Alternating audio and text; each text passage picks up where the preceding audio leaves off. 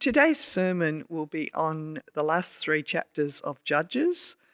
Mark will be preaching on chapters 19 to 21. I'm going to read chapter 19, most of chapter 20, and the final verse of Judges. So, Judges chapter 19, beginning at verse 1. In those days, Israel had no king. Now a Levite who lived in a remote area in the hill country of Ephraim took a concubine from Bethlehem in Judah, but she was unfaithful to him. She left him and went back to her parents' home in Bethlehem, Judah. After she had been there 4 months, her husband went to her to persuade her to return. He had with him his servant and 2 donkeys. She took him into her parents' home, and when her father saw him, he gladly welcomed him. His father-in-law, the woman's father, prevailed on him to stay. So he remained with him 3 days, eating and drinking and sleeping there. On the 4th day they got up early, and he prepared to leave. But the woman's father said to his son-in-law, "Refresh yourself with something to eat, then you can go." So the 2 of them sat down to eat and drink together. Afterward, the woman's father said, "Please stay tonight and enjoy yourself." And when the man got up to go, his father-in-law persuaded him. So he stayed there that night. On the morning of the 5th day, when he rose to go, the woman's father said, "Refresh yourself, wait till afternoon." So the 2 of them ate together.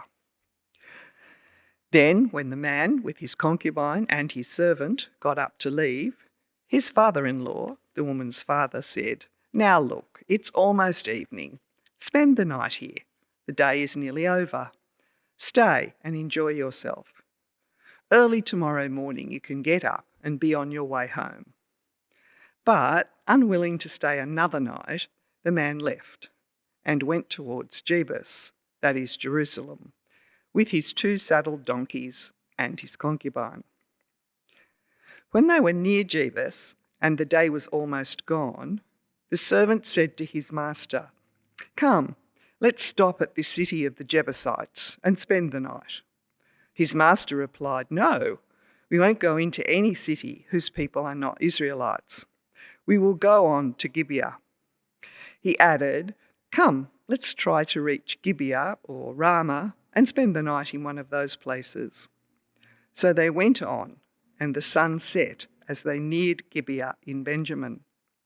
There they stopped to spend the night. They went and sat in the city square, but no one took them in for the night. That evening, an old man from the hill country of Ephraim, who was living in Gibeah, the inhabitants of the place were Benjamites, came in from his work in the fields. When he looked and saw the traveller in the city square, the old man asked, "Where are you going? Where did you come from?" He answered, "We are on our way from Bethlehem in Judah to a remote area in the hill country of Ephraim, where I live. I have been to Bethlehem in Judah, and now I am going to the house of the Lord. No one has taken me in for the night.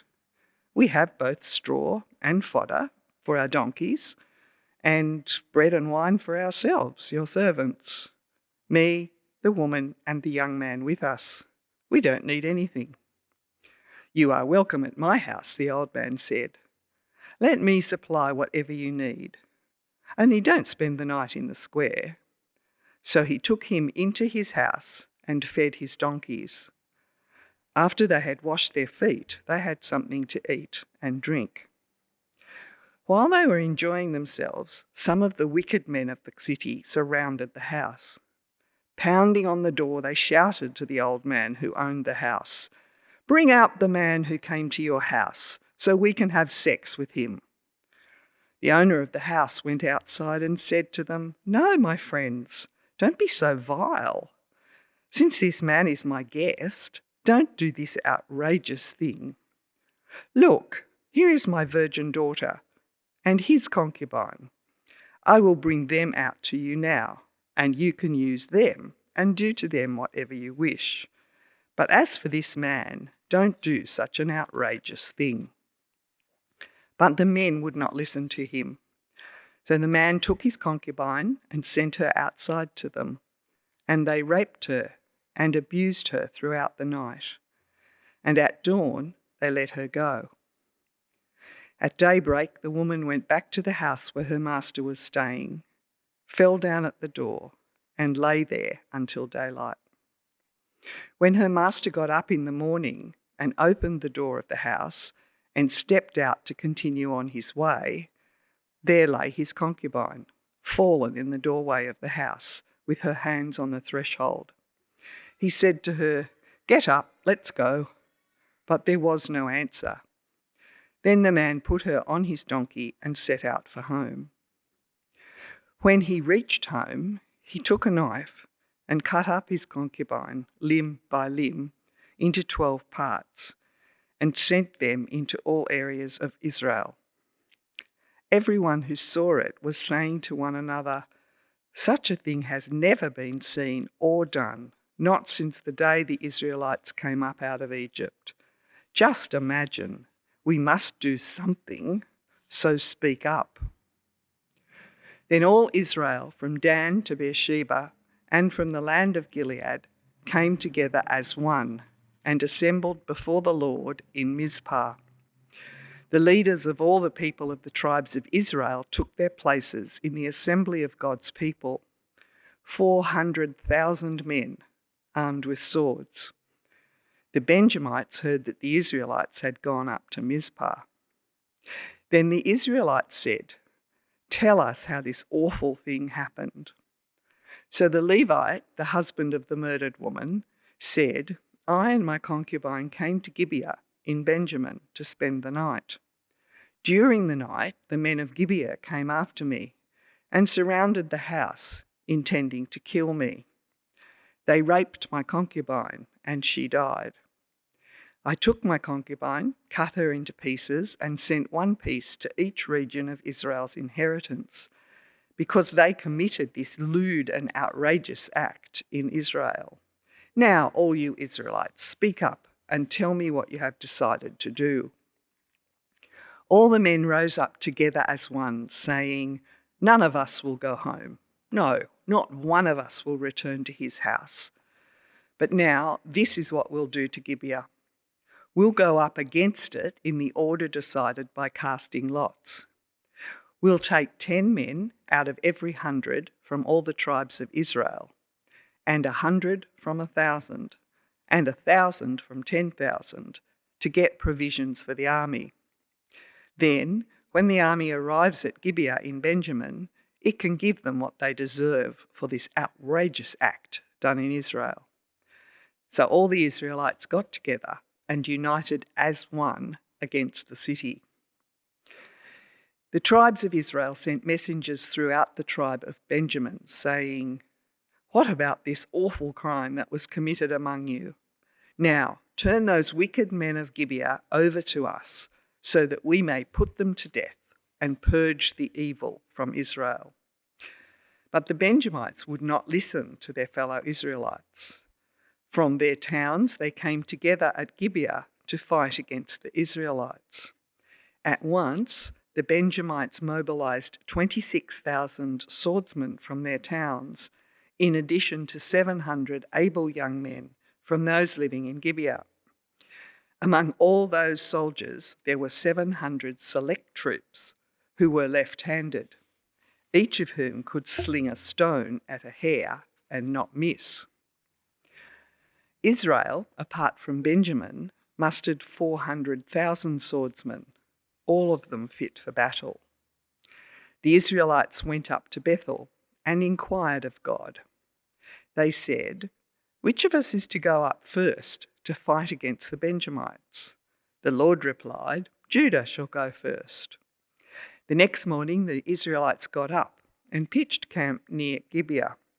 The Israelites went out to fight the Benjamites and took up battle positions against them at Gibeah. The Benjamites came out of Gibeah and cut down 22,000 Israelites on the battlefield that day.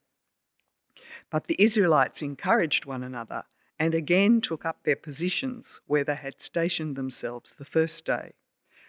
The Israelites went up and wept before the Lord until evening, and they inquired of the Lord. They said, "Shall we go up again to fight against the Benjamites, our fellow Israelites?"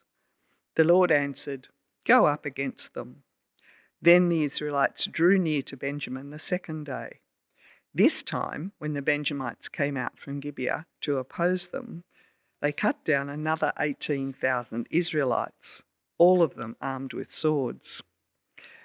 Then all the Israelites, the whole army, went up to Bethel, and there they sat weeping before the Lord. They fasted that day until evening and presented burnt offerings and fellowship offerings to the Lord. And the Israelites inquired of the Lord. In those days, the Ark of the Covenant of God was there, with Phinehas, son of Eleazar, the son of Aaron, ministering before it.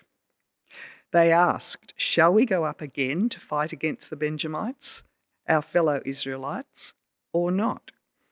The Lord responded, "Go, for tomorrow I will give them into your hands."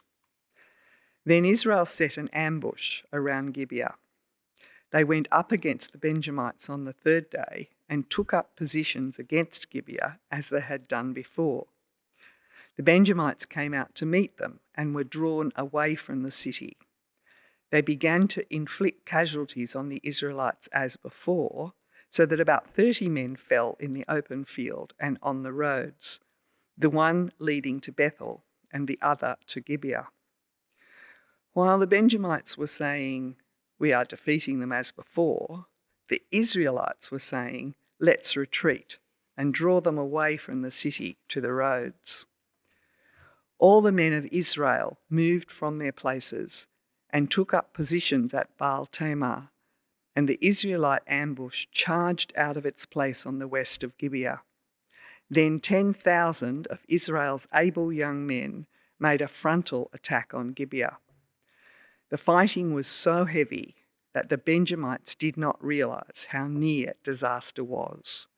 The Lord defeated Benjamin before Israel, and on that day the Israelites struck down 25,100 Benjamites, all armed with swords. Then the Benjamites saw that they were beaten.